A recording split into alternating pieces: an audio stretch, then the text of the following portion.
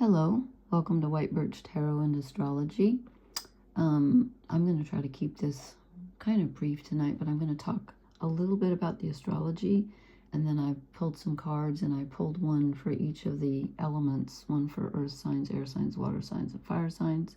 I apologize for my voice. We're having massively weird weather here. Storms all over the place. It's constantly windy, and we had 4 inches of rain last night, and it just kicked up all the pollen and stuff. Anyway, I will timestamp when the cards start. And I'm just going to start with a brief quote. I'm not sure if I've said this one before. It's from a poem from Rosemary Watola Traumer, who I love. And I may have read this before. She said, "In the barren branches of my fear, the chickadees come to sing." Do you guys have chickadees where you live? I love them. I didn't have them back home, but they're in this state where I live now, and they're little black and white birds, and they're just adorable, and they're very curious. They come up and talk to you. I mean, they don't speak English, but they speak bird very well. So I am going to talk about a couple of astrology things real quickly. So Venus has moved into Gemini. I'm doing this, by the way, on, actually, what day is this? Oh, I didn't look at the calendar. Is this the 27th or the 28th? Actually, I think I'm doing this after midnight. I believe it's the 28th already. Oh, well, then I see something I did not add in. There's just too much going on. I'll just briefly. Okay, Venus has moved into Gemini, which means you could make some new friends. There's playful communication going on. You know, could be a new romance. Just it's very curious. When I say curious, I don't mean strange. I mean inquisitive energy. Very playful. Lots of wordplay and messages and talk. You're probably talking with lots of people all of a sudden. I know I am. And it's good. It's open and communicative. And I think even though earth and air don't really go together so well, Venus is earth, but she also rules Libra, which is air. So she's semi-comfortable in Gemini. Anyway, it's not a bad place for her. And she's also sextiling Neptune. I might be actually a day or two off on this now that I think about it. I believe she did that on the 26th. And as I said, it's sort of just barely the 28th. But she just sextiled, which is a positive aspect, Neptune. So she's in Gemini again. And she was at 3 degrees. And Neptune is at 3 degrees of Aries. So we had some air and fire. So there was some supportive, creative energy out there. Supporting your dreams and getting you in touch with, you know, just romantic, creative feeling energy, and sort of sparking, you know, some desire of wanting to do something in those areas of, you know, creating something or having romance. And then we have Mercury, or we just had, I should say. Mercury was squaring Jupiter. Mercury's in Aries and wants to move forward, wants to speak out, wants to speak his truth. And Jupiter's still in Cancer and is very sensitive there and desires security above all, and can get his feelings hurt very easily. I should say our feelings, because it affects all of us. And so there's a little bit of a struggle there between wanting to say something and not being afraid to hurt others' feelings, or having your own feelings get hurt, and this struggle between wanting to move forward and wanting security. So there's that to be considered. You're thinking about the future, but you're like, I don't know. Is that safe? Can I do that? And then what I just noticed, and I didn't realize it was the 28th already, but Venus then is in a trine, which was where the energy moves very smoothly, which can be positive or negative. It's usually considered positive, but to me, when it moves that quickly and you can't slow it down, I find it challenging. She's trining Pluto in Aquarius. She's in Gemini. Pluto is in Aquarius. So if you have anything toward the beginning areas, beginning degrees of the air signs, or let's see, Gemini and Aquarius. Aquarius is fixed, and Gemini is Gemini fixed or mutable? Gemini is mutable. How can that be? I guess because, well, I have to see it on a chart in front of me or I can't figure out the numbers. But that gives us some insight into, what we're feeling subconsciously, especially in relationships. You might be thinking about or having communication even with people about relationships and looking at them in a new way, a way that brings you a sense of freedom and just a sort of an unconventional approach. Maybe something you just haven't thought of before because, as I said, Pluto's in Aquarius, which is ruled by Uranus, which is all about eccentricity and being different and looking at things from a new angle and searching for freedom for all of us. So you might be reconsidering relationships. And again, even what you value, even self-value, might be looking at it in a new way. So some thoughts can be coming up around that. It's a good time to do some introspection about how you relate to yourself, how you relate to your loved ones. You might see things from a new perspective. And just to alert you that this coming Friday on May 1st, we have a full moon in Scorpio at 11 degrees. That happens at 1:23 p.m., so in the afternoon Eastern time in the U.S., so adjust accordingly. We are going to have 2 full moons in May. Let's see, where's the second one? Did I not write that down? I don't think it's in Scorpio. Apparently I didn't write that down. That falls on Beltane, which is a Celtic holiday. I love that with the fires and it's the beginning of summer, I believe. Or it used to be. I mean, I don't know if anybody still celebrates that or not, but I imagine they do. I did not write down where the second full moon in May is going to be. So we have one on the 1st and one on the 31st. So it'll be, once in a blue moon. They call it the blue moon, so that's neat. And I will talk about that later, of course. So I think I can move on. If you have any questions, you can leave them for me in the comments. And I so wish I could, I was thinking, how could I tell everyone where the full moon falls? And I know that, some people do that, like where it falls in your chart, but I was trying to do it last night. I was doing sign by sign, but it depends what degree it's in. So I don't know. I couldn't quite figure out.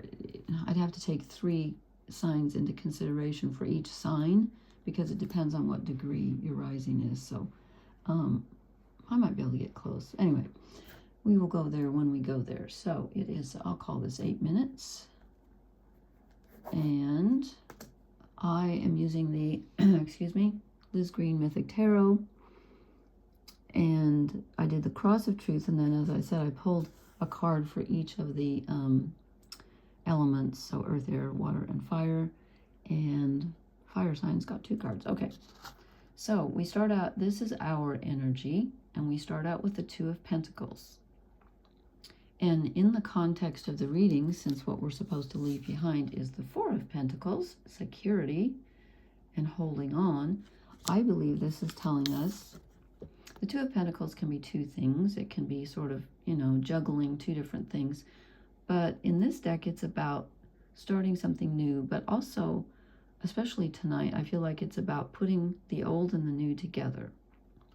So he's got 2 tools, and he's clearly doing something. Looks like he's making jewelry, but he's doing 2 things. He's incorporating the old and the new, incorporating the old into the new, and trying to put them together to see if he can't accomplish something. And it's something new that he hasn't tried before, but again, it's also something old. So he's not really straddling 2 worlds, he's sort of combining them. But it's definitely a new project because, as I said, what we're supposed to let go of or move away from is being too conservative and hanging on to money, affection, tradition, energy, whatever, too strongly.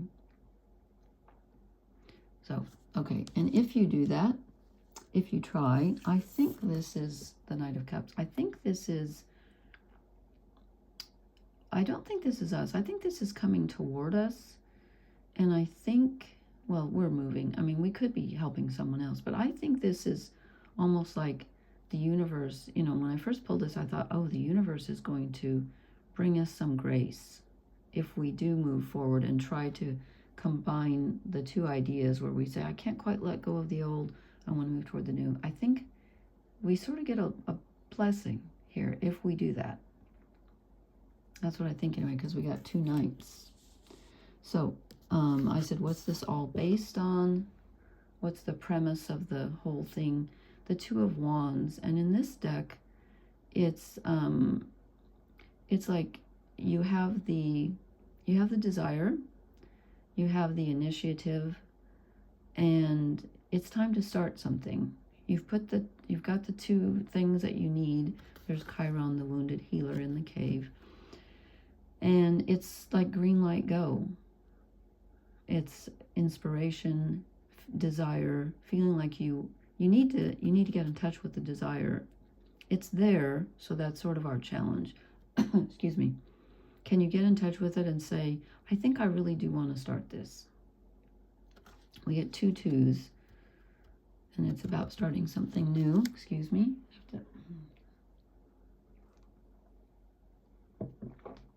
I'm massively allergic to this part of the country.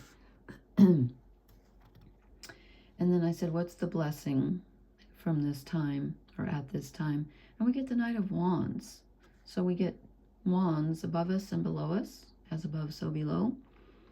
And this tells me, again, we have 2 knights. I think this is like, it's like we get a little boost here. Maybe no more than a little, since he's on a winged horse there. I never really noticed that antelope lion thing. What is that? With an arrow in it. Okay. If you can get in touch with that initial boost of morale from yourself and not be afraid to, you know, not be so conservative, you get a big boost here and you can really move ahead. Here comes some energy. Yay, I could use some energy. Looks like we got a blessing there. Okay, so then I pulled, I always get these out of order. I have to write them down because I think of them wrong. But I started with Taurus. I'm not doing sign by sign. I started with Earth since the sun is in Taurus right now. We have the sun, the moon tonight's in Virgo, and we have the south nodes in Virgo. So as I'm doing this, those are the objects in Earth right now, Earth signs. And for the Earth sign people, Taurus, Virgo, Capricorn, I drew the Page of Cups. So this is definitely about creativity on an emotional level. So it's something that you're really, I'm not going to say passionate about, but something you care about very, very deeply that has an opportunity to begin.